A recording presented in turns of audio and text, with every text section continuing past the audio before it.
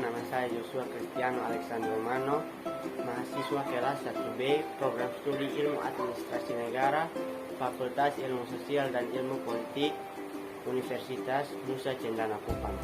Pada video kali ini, saya akan menjelaskan hasil penelitian saya.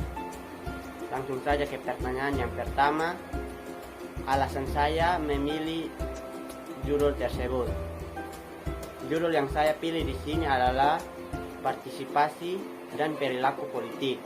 Alasan saya memilih judul ini karena Indonesia merupakan salah satu negara yang menganut sistem politik demokrasi dalam penyelenggaraan pemerintahan. Hal ini berarti kekuasaan tertinggi dalam sistem demokrasi ada di tangan rakyat, dan rakyat mempunyai hak, kesempatan, dan suara yang sama dalam mengatur kebijakan pemerintah. Melalui demokrasi, keputusan yang diambil berdasarkan suara terbanyak. Salah satu persyaratan berjalannya sistem demokrasi adalah ditandai dengan pelaksanaan pemilu yang bebas dan berkala. Sesuai dengan definisi dan persyaratan tersebut, maka diselenggarakan pemilu di mana rakyat Indonesia dapat memilih wakil dan pemimpin mereka secara langsung sesuai dengan kehendak hatinya masing-masing. Salah satu karakteristik dari pemilu adalah adanya partisipasi dari warga negara dalam menentukan segala keputusan yang menyangkut atau mempengaruhi hidupnya. Dalam hubungannya dengan demokrasi, partisipasi politik berpengaruh terhadap legitimasi masyarakat terhadap jalannya suatu pemerintahan. Dalam suatu pemilu misalnya, partisipasi politik masyarakat berpengaruh terhadap pasangan dan calon pasangan yang terpilih. Setiap masyarakat memiliki preferensi dan kepentingan, berhak ikut andil dalam menentukan isi keputusan yang mempengaruhi hidupnya dalam proses pembuatan dan pelaksanaan keputusan publik. Kesadaran politik warga negara menjadi faktor terpenting dalam mendorong partisipasi politik masyarakat. Pertanyaan yang kedua, tujuan penulisan penelitian ini. Tujuan yang saya ambil di sini ada 5. Yang pertama, untuk mengetahui penjelasan perilaku politik dalam suatu partisipasi politik. Yang kedua, untuk mengetahui bagaimana perilaku politik yang tercermin dalam partisipasi politik masyarakat. Yang ketiga, untuk mengetahui bentuk-bentuk partisipasi politik. Yang keempat, untuk mengetahui faktor apa saja yang mempengaruhi partisipasi politik masyarakat. Yang kelima, bagaimana tingkatan partisipasi politik masyarakat. Pertanyaan yang ketiga, manfaat dari penelitian ini.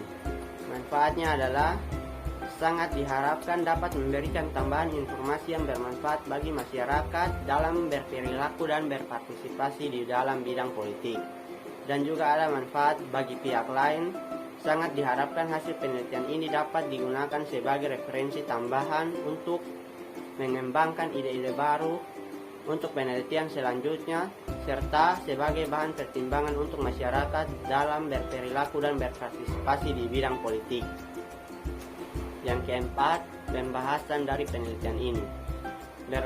Berdasarkan uraian-uraian sebelumnya, yang pertama, pengertian partisipasi politik dan perilaku politik.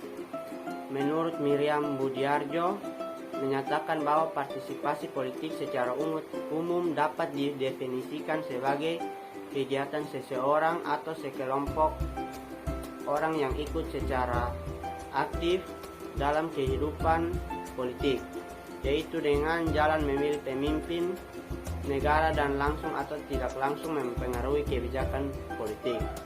Kegiatan ini mencakup tindakan seperti memberikan suara dan pemilihan umum, menghadiri rapat umum, menjadi anggota suatu partai, dan mengadakan hubungan dengan pejabat pemerintah atau anggota parlemen negara.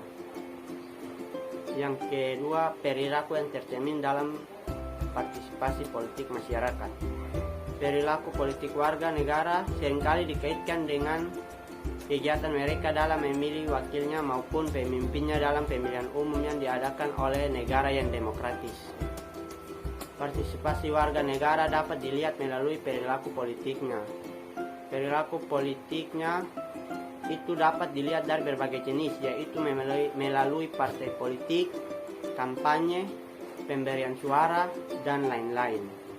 Bentuk perilaku politik ini menjadi alat analisa untuk melihat partisipasi politik masyarakat itu sendiri, termasuk di dalamnya pada pemilihan presiden tahun 2009 yang lalu, di mana rakyat ikut berpartisipasi di dalam pemilihan presiden secara langsung untuk memilih siapa yang akan menduduki pemerintahan untuk 5 tahun ke depannya. Partisipasi politik dan perilaku memilih adalah paket dalam diskusi pemilu.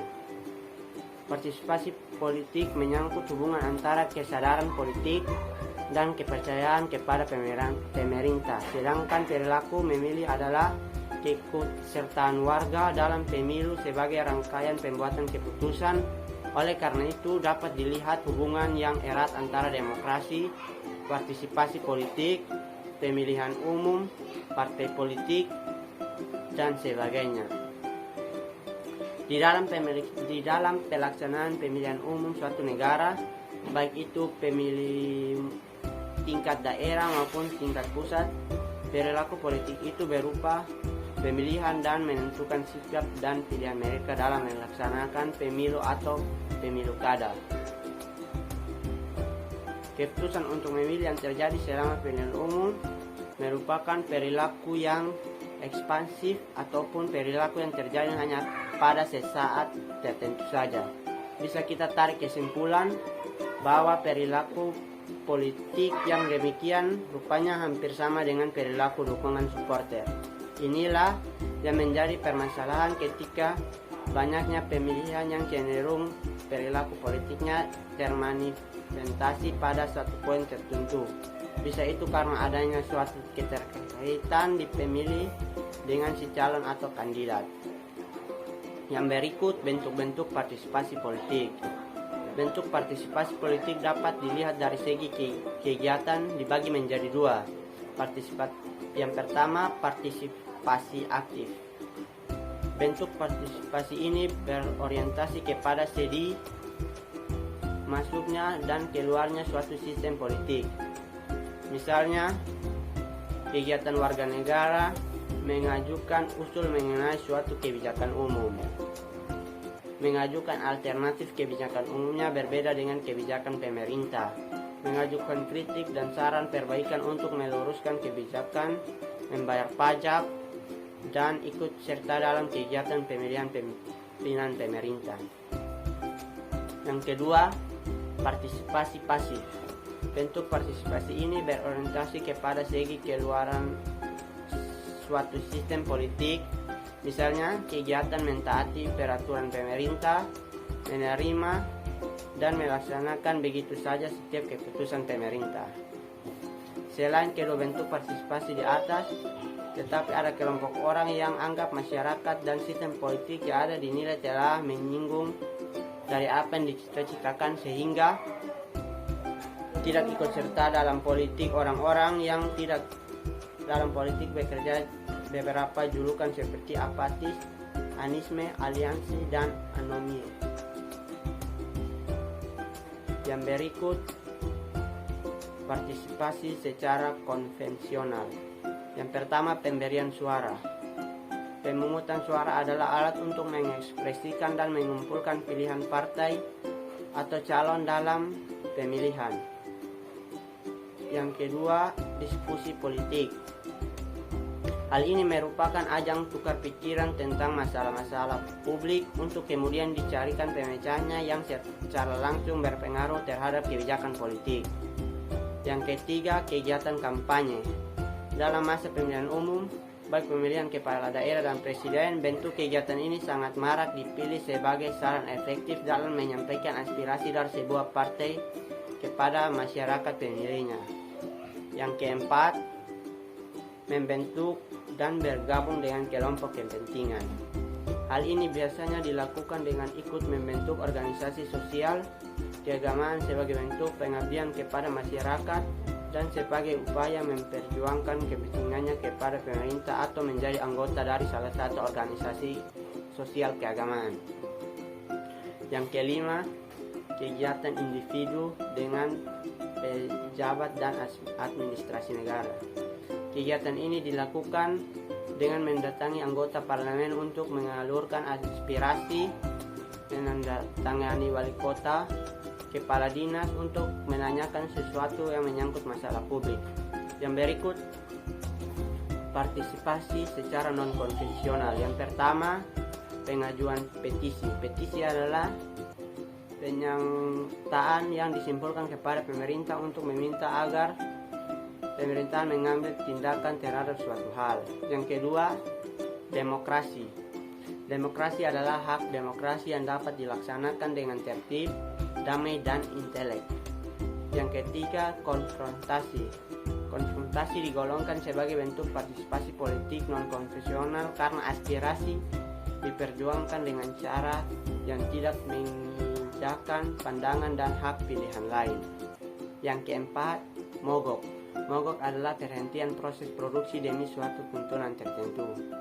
Yang kelima, tindakan kekerasan politik.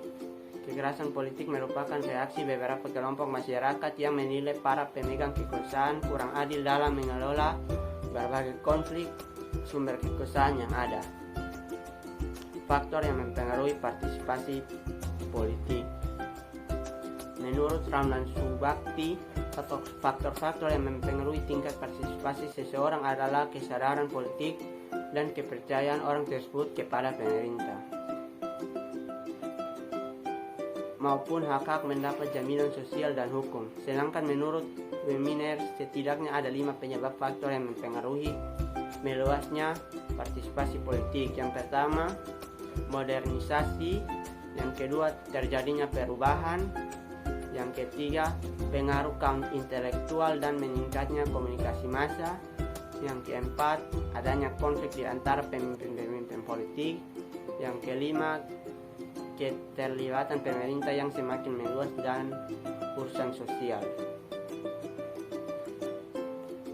Yang ketiga, faktor fisik individu dan lingkungan. Faktor fisik individu dan lingkungan sebagai sumber kehidupan termasuk fasilitas secara ketersediaan pelayanan umum. Faktor lingkungan adalah kesatuan ruang dan semua benda, keadaan dan kondisi yang berlangsung berbagai kegiatan interaksi sosial antara berbagai kelompok beserta lembaga dan peranatanya. Yang terakhir, kesimpulan.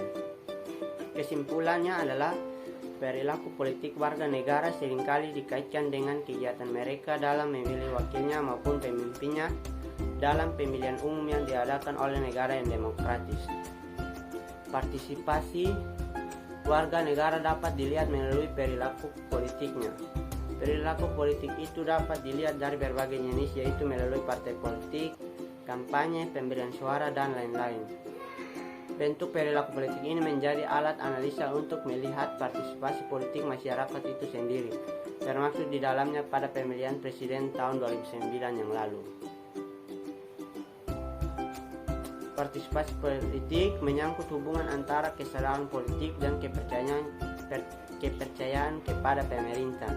Sedangkan perilaku memilih adalah keikutsertaan warga dalam pemilu sebagai rangkaian pembuatan keputusan.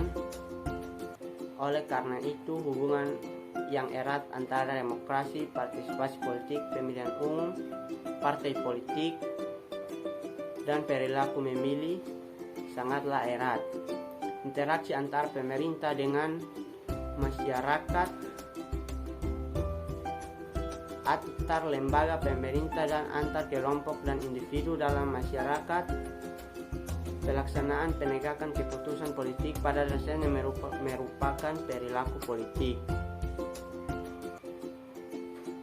Suatu tindakan dan keputusan politik tidak hanya ditemukan oleh fungsi yang melekat pada lembaga yang mengeluarkan keputusan, sedangkan fungsi itu sendiri merupakan upaya mencapai tujuan masyarakat, negara, atau nilai-nilai politik. Tetapi juga dipengaruhi oleh kepribadian, keinginan dan dorongan, persepsi dan motivasi, sikap dan orientasi, harapan dan cita-cita, ketakutan dan pengalaman masa lalu individu yang membuat keputusan tersebut. Selain kesimpulan, saya ada memberikan saran kepada pembaca maupun penonton semua. Saran saya adalah kita sebagai warga negara Indonesia harus berpartisipasi dalam kegiatan politik yang ada, salah satunya kegiatan pemilu. Karena dalam setiap pengambilan kebijakan mengacu pada aspirasi masyarakat. Masyarakat sendiri sebagai tokoh utama dalam sebuah negara demokrasi memiliki peranan yang sangat penting. Salah satunya peran masyarakat dalam negara demokrasi adalah partisipasi masyarakat dalam politik. Masyarakat memiliki peranan kuat dalam proses penentuan eksekutif dan legislatif baik di pemerintah pusat maupun daerah. Sekian dari presentasi saya. Terima kasih karena sudah menonton dan jangan lupa like, komen, dan subscribe. Terima kasih.